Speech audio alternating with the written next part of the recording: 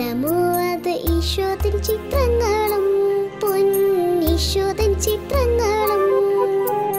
അമ്മയടുപ്പതിൽ ചുട്ടെടുത്തിടുന്നൊരപ്പം അതു തന്നെയോ?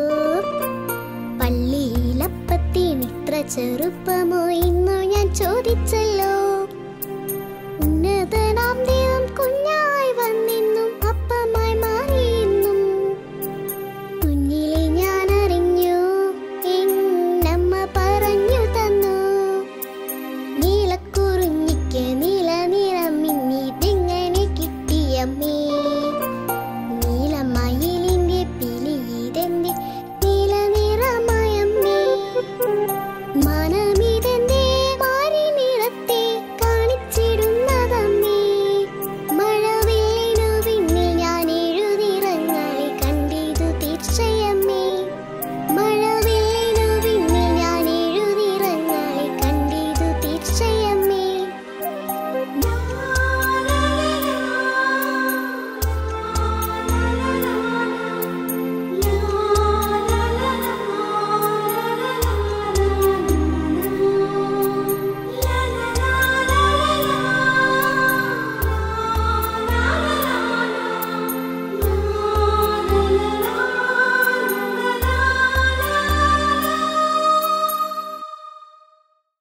ബിസീന ഒരു ന്യൂസ് നോക്കി, ഒരു കുട്ടിയെ 14 വയസ്സുള്ള ഒരു കുട്ടിയെ കാണുവാനില്ല.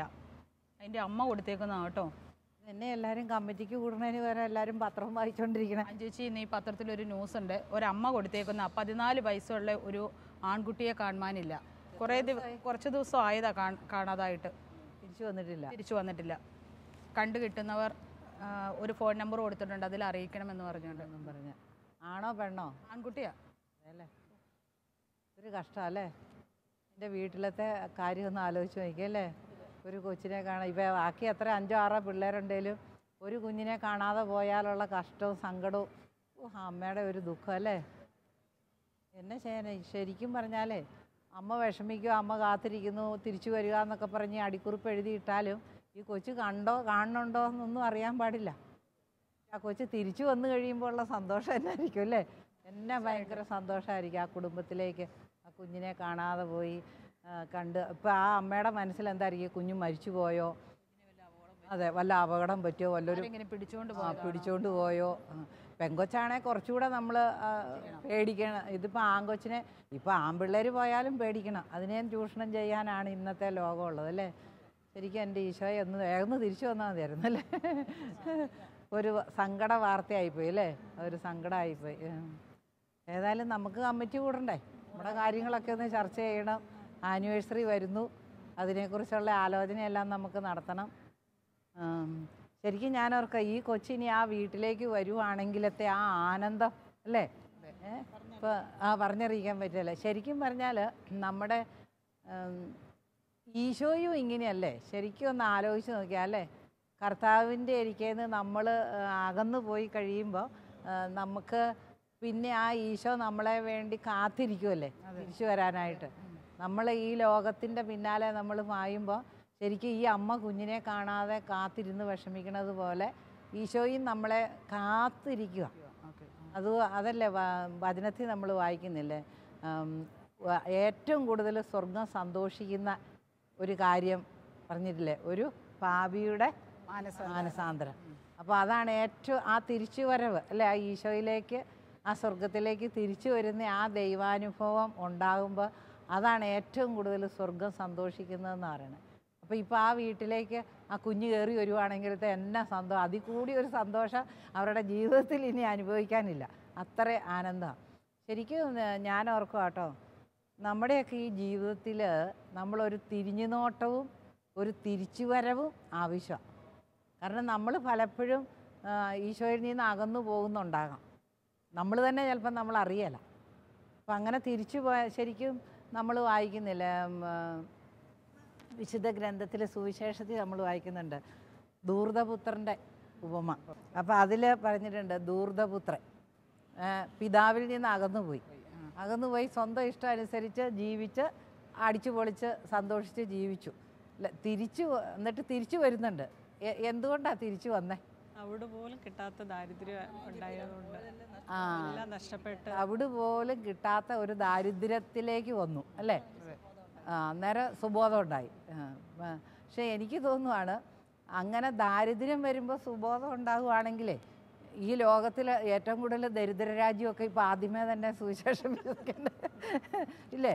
അപ്പം ദാരിദ്ര്യം ഒരു മുഖാന്തരമായി എന്നാണ് തോന്നുന്നത്. കാരണം അവന് സുബോധം ഉണ്ടാകാൻ ആ ദാരിദ്ര്യം തവിട് പോലും കിട്ടാത്ത ഒരു ദാരിദ്ര്യത്തിൻ്റെ അവസ്ഥ വന്നപ്പോൾ അതൊരു മുഖാന്തരം, ഒരു കാരണം.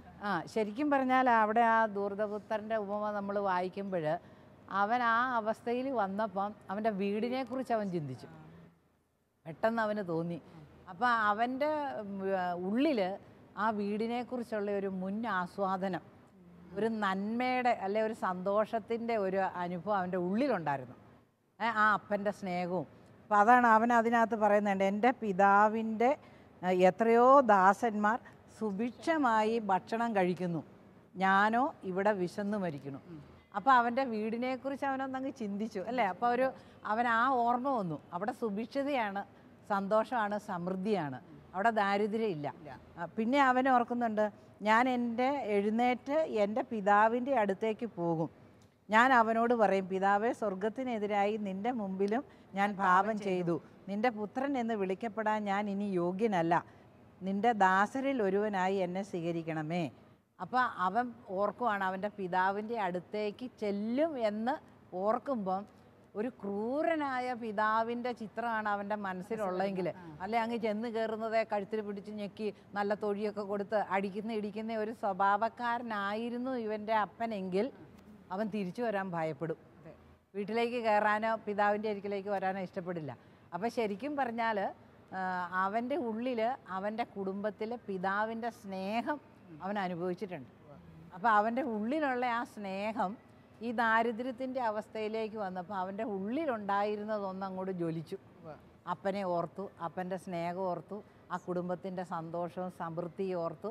അപ്പോൾ ആ ഒരു ആനന്ദം അവൻ്റെ ഉള്ളിലേക്ക് വന്നതുകൊണ്ടാണ് അപ്പൻ ശിക്ഷിക്കാത്ത സ്നേഹിക്കുന്ന അപ്പനാന്നുള്ളൊരു ബോധ്യമുള്ളത് കൊണ്ടാണ് അവൻ ധൈര്യമായിട്ട് തിരിച്ച് അപ്പൻ്റെ അരികിലേക്ക് പോരാന്ന് തീരുമാനിച്ചത് അല്ലേ? അപ്പോൾ ഇപ്പോൾ ഈ കൊച്ചിനെ തന്നെ കാണാതെ പോയി. ശരിക്കും ആ കൊച്ച് ഈ പ്രായമല്ലേ, ടീനേജ് പ്രായമല്ലേ, ചിലപ്പോൾ അമ്മ വഴക്ക് പറഞ്ഞു കാണും, അല്ല ടി വി കാണണ്ട. ഇന്നാൾ കണ്ടില്ലേ ഒരു കൊച്ച് ആത്മഹത്യ ചെയ്ത്, ടി വി കാണണമെന്ന് കൊച്ചു പറഞ്ഞു, അമ്മ പറഞ്ഞു ഇപ്പോൾ ടി വി വെക്കണ്ടെന്ന്. കൊച്ചു മുകളിലത്തെ നിലയിൽ പോയി മുറിയിൽ പോയി ആത്മഹത്യ ചെയ്തു. അപ്പോൾ ശരിക്കും ചെറിയ സംഭവങ്ങൾ മതി വീട്ടിലെ എന്തെങ്കിലും പ്രശ്നം വരുമ്പോൾ പിള്ളേർക്ക് ഇപ്പോൾ പിടിച്ചു നിൽക്കാൻ പറ്റുന്നില്ല. അപ്പോൾ ഈ കുഞ്ഞിപ്പോൾ തിരിച്ചു വരണ ഈ അമ്മയുടെ ഈ അടിക്കുറിപ്പ്, അമ്മ കാത്തിരിക്കുന്നു, അമ്മ വിഷമിക്കുന്നു എന്നൊക്കെ പറയുമ്പോൾ ഈ കൊച്ചിൻ്റെ ഉള്ളിൽ അമ്മയോടുള്ള അപ്രോച്ച് എങ്ങനെയാണോ അത് ഇവനെ ഫോഴ്സ് ചെലുത്തും.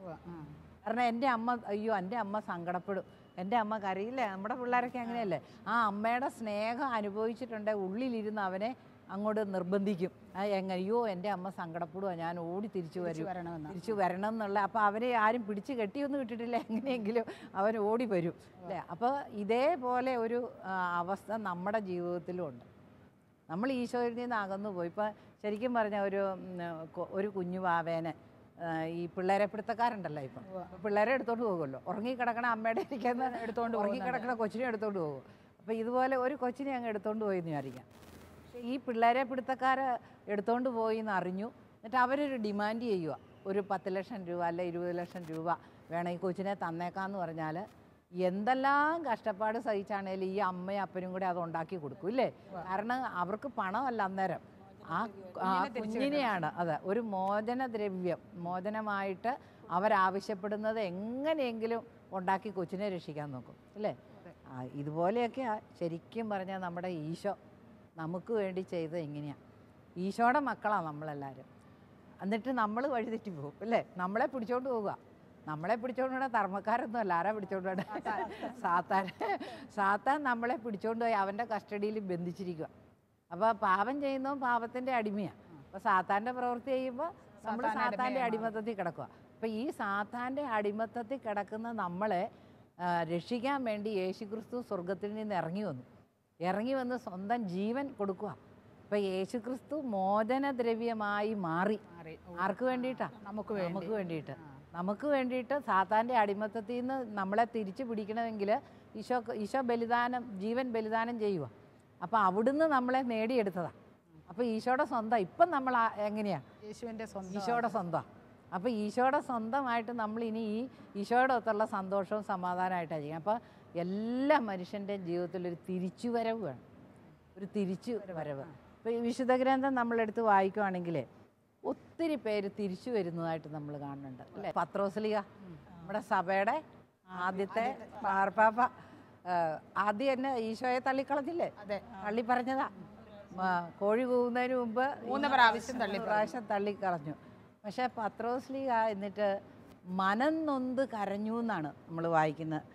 അപ്പം മനം നൊന്ത് കരഞ്ഞിട്ട് ഈശോയിലേക്ക് തിരികെ എത്തുക, മാനസാന്തരപ്പെട്ട് മനം നൊന്ത് കരഞ്ഞ് അനുദപിച്ചു.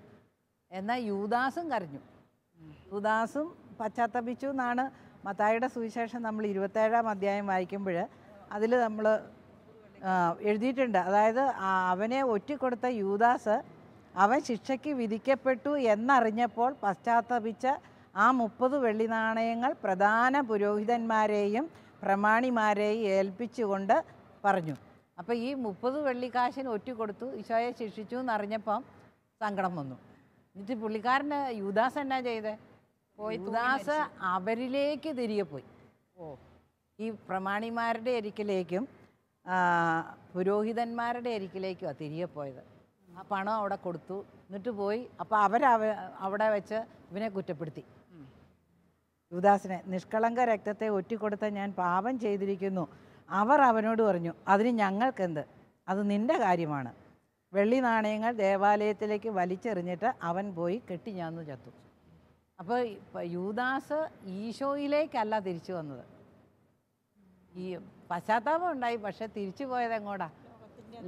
ഈ ലോകത്തിൻ്റെ അധികാരികളിലേക്ക് തിരിച്ചുപോയി.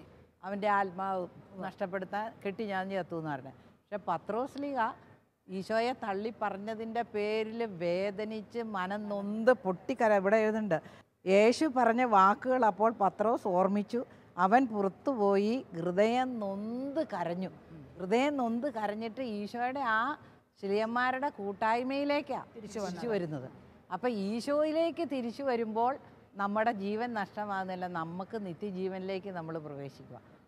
ശരിക്കും ഈശോയിലേക്കാണ് തിരിച്ചു വരേണ്ടിയിരിക്കുന്നത്. അപ്പോൾ ആ തിരിച്ചു വരവിന് വേണ്ടി ഈശോ കാത്തിരിക്കുകയാണ്. ഓരോ വ്യക്തികളുടെയും ജീവിതത്തിലേക്ക് ഈശോ കാത്തിരിക്കുക. നമ്മൾ തിരികെ എത്തണം, ഈശോയിലേക്ക് തിരികെ വരണം. അപ്പം നമ്മുടെ ഈ ഭൗതിക ലോക ജീവിതത്തിൽ ഇപ്പം ഈ കൊച്ചു തിരിച്ചു വരുന്നത് പോലെ, ആ അമ്മ കാത്തിരിക്കുന്നത് പോലെ ഈശോ നമുക്ക് വേണ്ടി കാത്തിരിക്കുക, പുറകേ നടക്കുക. മോനെ, മോളെ, ഓമന കുട്ട എന്നും വിളിച്ച് പേര് പറഞ്ഞ് നമ്മളെ നോക്കിയിരിക്കുന്ന കർത്താവാണ്. അപ്പോൾ ശരിക്കും നമ്മൾ തിരിച്ചു വരിക എന്ന് പറയുമ്പോൾ നമ്മൾ ചുമ്മാ ഇങ്ങനെ ഒരു പുറംതിരിഞ്ഞുള്ള ഒരു നടത്തം അങ്ങനെ ആയിട്ടല്ല ഉദ്ദേശം. അതിനകത്ത് സങ്കീർത്തനം നമ്മൾ വായിക്കുമ്പോൾ നമ്മൾ അതിനകത്ത് പറയുന്നുണ്ട് 32 എങ്ങനെയാണ് നമ്മൾ തിരിച്ചു വരുന്നത്. ഇപ്പം നമ്മൾ ഈശോയിലേക്ക് തിരിച്ചു വരുമ്പോൾ ആദ്യത്തെ സ്റ്റെപ്പ് എന്നതാണ്. ഈശോ ആദ്യം പറഞ്ഞ വചനമുണ്ട്. നമ്മൾ ഈശോ 33 വയസ്സിൽ ആദ്യം പ്രഘോഷണം നടത്തുന്നത് എന്നതാണ്. മാർക്കോസിൻ്റെ സുവിശേഷം 1-ാം അധ്യായം 15 പറയുന്നില്ലേ, സ്വർഗരാജ്യം സമീപിച്ചിരിക്കുന്നു, അനുദപിച്ച് മാനസാന്തരപ്പെട്ട് സുവിശേഷത്തിൽ വിശ്വസിക്കുക.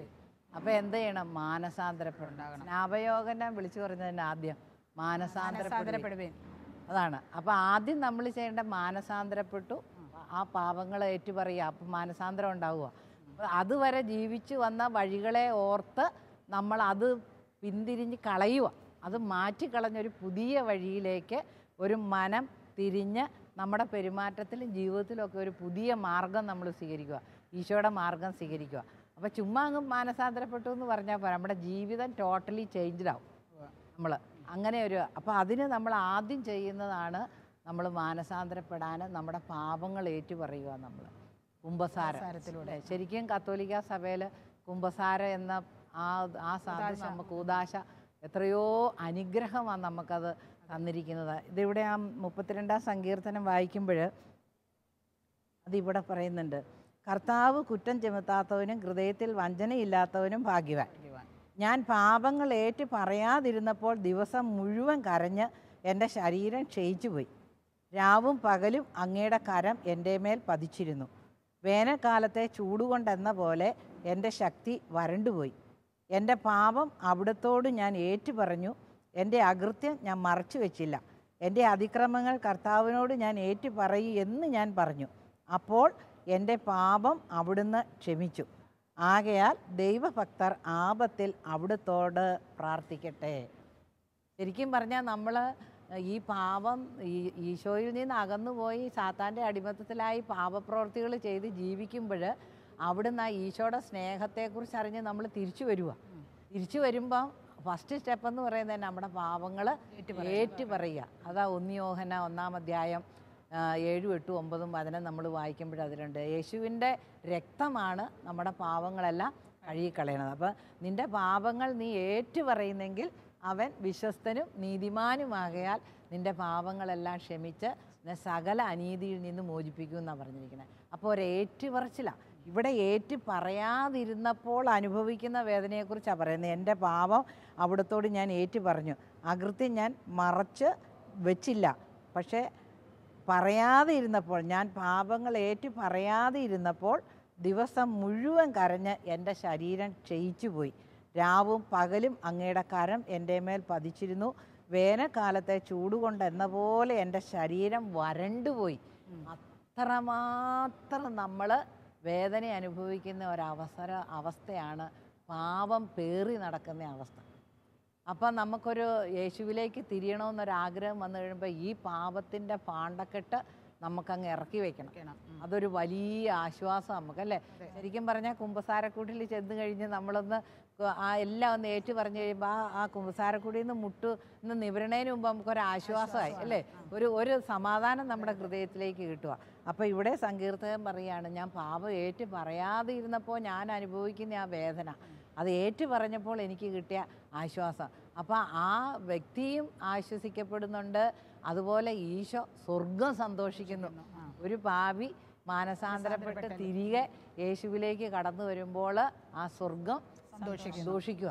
അപ്പം ശരിക്കും നഷ്ടപ്പെട്ടു പോയതിനെ തിരിച്ചു കിട്ടുക. അപ്പോൾ ഇപ്പോൾ ഈ പത്രത്തിലും പരസ്യമുണ്ട്, ടി വിയിലും പരസ്യമുണ്ട്, ഒക്കെ വന്നു അല്ലേ, കാണുവാനില്ല, കണ്ടു കിട്ടുന്നവരെ അറിയിക്കുക. പിന്നെ ചില പത്രത്തിനകത്ത് അടിക്കുറിപ്പ് വഴി മോനെ തിരിച്ചു വരിക, അമ്മ നിന്നെ ഓർത്ത് ഒത്തിരി വേദനിക്കുന്നു, കാത്തിരിക്കുന്നു എന്നൊക്കെ പറഞ്ഞുകൊണ്ട്. അപ്പോൾ ശരിക്കും ആ ഒരു തിരിച്ചു വരവിന് വേണ്ടി കാത്തിരിക്കുന്ന ഒരു സ്നേഹം, ആ ദൈവസ്നേഹം, ആ ഈശോയുടെ സ്നേഹം നമ്മൾ അതനുഭവിക്കുമ്പോഴേ അറിയാൻ പറ്റുള്ളൂ അല്ലേ. അപ്പോൾ അത് ഈശോ എന്തുമാത്രം ആഗ്രഹിക്കുന്നുണ്ട്. അപ്പം നമുക്ക് വേണ്ടിയല്ല ഈശോ ഒരുക്കി വെച്ചു. ഇനി നമ്മൾ നഷ്ടപ്പെട്ടു പോയ നമ്മൾ തിരിച്ചറിയണം. കാരണം നമുക്ക് വേണ്ടി ഈശോ കുരിശിൽ മരിച്ചു, മോചനദ്രവ്യമായി ഈശോ മാറിയിരിക്കുകയാണ്, നമ്മളെ ഫ്രീ ആക്കി കർത്താവ്. നമ്മളിപ്പോൾ ആത്മാവിലുള്ള ജീവിതമാണ് നമ്മൾ നയിക്കുന്നത്, ഈശോയോട് ചേർന്നുള്ള ഒരു ജീവിതത്തിലേക്കാണ് നമ്മൾ നയിക്കുന്നത്. അപ്പോൾ ആ ഒരു സന്തോഷമാണ് നമ്മൾ അനുഭവിക്കേണ്ടതും ആ സന്തോഷത്തിലേക്ക് മറ്റുള്ളവരെ കൂടി നയിപ്പിക്കണം. അപ്പം നമ്മുടെ സാധിക്കുവാൻ ചേച്ചി നമുക്ക് അത് ശരിക്കും പറഞ്ഞാൽ നമ്മൾ ഈശോയെക്കുറിച്ച് മനസ്സിലാക്കി കൊടുക്കണം. അതായത് വചനത്തിൽ പറയുന്നില്ലേ, പിതാവായ ദൈവത്തെയും ദൈവം അയച്ച പുത്രനായ യേശുക്രിസ്തുവിനെയും അറിയുക എന്നതാണ് നിത്യജീവൻ. ഇപ്പം ഈശോയെപ്പറ്റി അറിയുന്നില്ലെങ്കിൽ എങ്ങനെയാ പകർന്നു കൊടുക്കാൻ നമ്മൾ ഈശോയെപ്പറ്റി അറിയാത്ത എന്തോരം പേര് ഈ ലോകത്തിൽ ഇനിയും അറിയാനുണ്ട്. ഈശോ ആരാന്ന് അറിയാൻ മേലാത്തവരുണ്ട്, ഈശോയുടെ നാമം പോലും കേട്ടിട്ടില്ലാത്ത രാജ്യങ്ങളുണ്ട്. അപ്പം ഈശോയെ അറിയുന്നില്ലെങ്കിൽ അവരെങ്ങനെ അവർക്ക് വേണ്ടി മോചനദ്രവ്യമായി അവരുടെ പാവങ്ങൾക്കെല്ലാം പൊറുതി കൊടുത്ത് കഴിഞ്ഞ ഒരു ഈശോ ഉണ്ടെന്ന് അറിഞ്ഞാലേ അവർക്ക് ഈശോയിലേക്ക് തിരികെ വരാൻ പറ്റുള്ളൂ. അതുകൊണ്ടാണ് ഈശോ പറഞ്ഞ, നിങ്ങൾ ലോകം മുഴുവനും പോയി സുവിശേഷാലും സമരയാലും ലോകത്തിൻ്റെ അതിർത്തികൾ വരെയും പോയി സുവിശേഷം പ്രസംഗിക്കുവിൻ. കാരണം ഈശോയെ അറിയണം. അപ്പോൾ ഈ ശരിക്കും പറഞ്ഞാൽ ഇപ്പം നമ്മുടെയൊക്കെ പിള്ളേരൊക്കെ ഒരുവിധമായി അല്ലേ. ഇനി നമ്മുടെ കൊച്ചുമക്കളെ നമ്മൾ പഠിപ്പിക്കുന്നത് മാത്രമല്ല, അനേക സ്ത്രീകൾ നമ്മുടെ ചുറ്റിനുമുണ്ട് ഈശോയെ ശരിയായിട്ട്, ഈശോയുടെ പേരറിയാം, പക്ഷേ ഈശോ ആരാന്നും ഈശോ ചെയ്ത പ്രവൃത്തി എന്താണെന്ന് ആ സ്നേഹത്തിൻ്റെ അനുഭവം അവരുടെ ഹൃദയത്തിൽ നമ്മൾ മനസ്സിലാക്കി കൊടുക്കണം. എനിക്ക് തോന്നുന്നത് അതിന് വേണ്ടിയിട്ട് ഇപ്പം ആർക്കും ഉപദേശിച്ചാലൊന്നും നന്നാവില്ല. ആർക്കും ഉപദേശം ഇഷ്ടമല്ലല്ലോ, ഒന്ന് ഉപദേശിക്കാൻ ഇരുന്ന് തരും ആരെങ്കിലും, ആരും ഇരിക്കില്ല. ശരിക്കും പറഞ്ഞാൽ നമ്മൾ മാധ്യസ്ഥം പ്രാർത്ഥിക്കണം, മാധ്യസ്ഥ പ്രാർത്ഥന നടത്തണം. അതായത് ഈ ലോകത്തിലേക്ക്, ലോകം മുഴുവനും ഈശോയെ അറിയാനും ആ ഈശോയുടെ സ്നേഹത്തിലേക്ക്, ആ വിശ്വാസത്തിലേക്ക് തിരികെ വരാൻ, മാനസാന്തരപ്പെട്ട് തിരികെ വരണം. ആ തിരികെ വരുന്നതിന് വേണ്ടി ശരിക്കും നമ്മൾ മാധ്യസ്ഥ പ്രാർത്ഥനയാണ് നമ്മൾ നടത്തേണ്ടത്. മാധ്യസ്ഥ പ്രാർത്ഥന നടത്തി അവരെ സമർപ്പിച്ച് പ്രാർത്ഥിച്ചിട്ട് അവരോട് പറയുമോ അങ്ങനെ എന്തെങ്കിലും ചെയ്താലും ഒരു സാഹചര്യം ഒരുങ്ങി വരുള്ളൂ. അല്ലെങ്കിൽ നമുക്ക് കിട്ടില്ല. നമ്മുടെ വീട്ടിലുള്ളവരെ കിട്ടുമോ? ഇല്ല. പിള്ളേരെ വിളിച്ചിരുത്തിയോ നീശോയുടെ കാര്യം പറഞ്ഞാൽ അവരെന്നെ പറയും അതിലും അവർക്ക് അതിലും വലിയ ഹീറോയിനൊക്കെ അവർക്കുണ്ട് അല്ലേ. അപ്പം അതുകൊണ്ട് നമ്മൾ ശരിക്കും ഹൃദയം അലിഞ്ഞ് നമ്മൾ പ്രാർത്ഥിക്കുക. അതുകൊണ്ടാണ് ഈശോയുടെ ആ സ്നേഹത്തിൻ്റെ ആധിക്യം. ഈശോ പറഞ്ഞില്ലേ നമ്മൾ ലൂക്കായുടെ സുവിശേഷത്തിൽ 15-ാം അധ്യായത്തിൽ കാണാതെ പോയ ആടിൻ്റെ ഉപമ, ആ സ്നേഹം കാണാതെ പോയതിനെക്കുറിച്ചുള്ള ആ വേദനയുടെ കാര്യം. അതായത് ഈശോ പറയുന്നുണ്ട് 100 ആട്, നിങ്ങളിൽ ആരാണ് തനിക്ക് 100 ആടുകൾ ഉണ്ടായിരിക്കെ അവയിൽ ഒന്ന് നഷ്ടപ്പെട്ടാൽ 99-നെയും മരുഭൂമിയിൽ വിട്ടിട്ട് നഷ്ടപ്പെട്ടതിനെ കണ്ടുകിട്ടുവോളം തേടിപ്പോകാത്തത്? കണ്ടുകിട്ടുമ്പോൾ സന്തോഷിച്ച് അതിനെ തോളിലേറ്റുന്നു. വീട്ടിലെത്തുമ്പോൾ അവൻ കൂട്ടുകാരെയും അയൽവാസികളെയും വിളിച്ചു കൂട്ടി പറയും, നിങ്ങൾ എന്നോടുകൂടെ സന്തോഷിക്കുവിൻ, എൻ്റെ നഷ്ടപ്പെട്ട ആടിനെ കണ്ടുകിട്ടിയിരിക്കുന്നു. അപ്പോൾ എത്ര ആനന്ദം ഈശോ പറഞ്ഞു തരുന്നത്. 100 ആടുണ്ടായിരുന്നു, അതിൽ ഒരെണ്ണേ പോയുള്ളൂ അല്ലേ. സാധാരണക്കാരാണ് എന്നാ ചിന്തിക്കും, ഒരെണ്ണം അങ്ങ് പോട്ടെ അല്ലേ.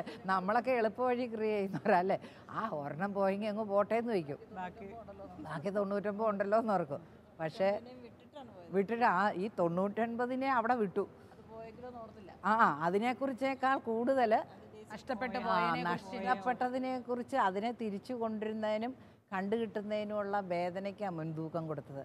അപ്പോൾ അതുകൊണ്ടാണ് പറയുന്നത് അനുതാപം ആവശ്യമില്ലാത്ത 99 നീതിമാന്മാരെക്കുറിച്ച് എന്നതിനേക്കാൾ അനുദപിക്കുന്ന ഒരു ഭാവിയെക്കുറിച്ച് സ്വർഗം കൂടുതൽ സന്തോഷമുണ്ടാകും എന്ന് ഞാൻ നിങ്ങളോട് പറയുന്നു.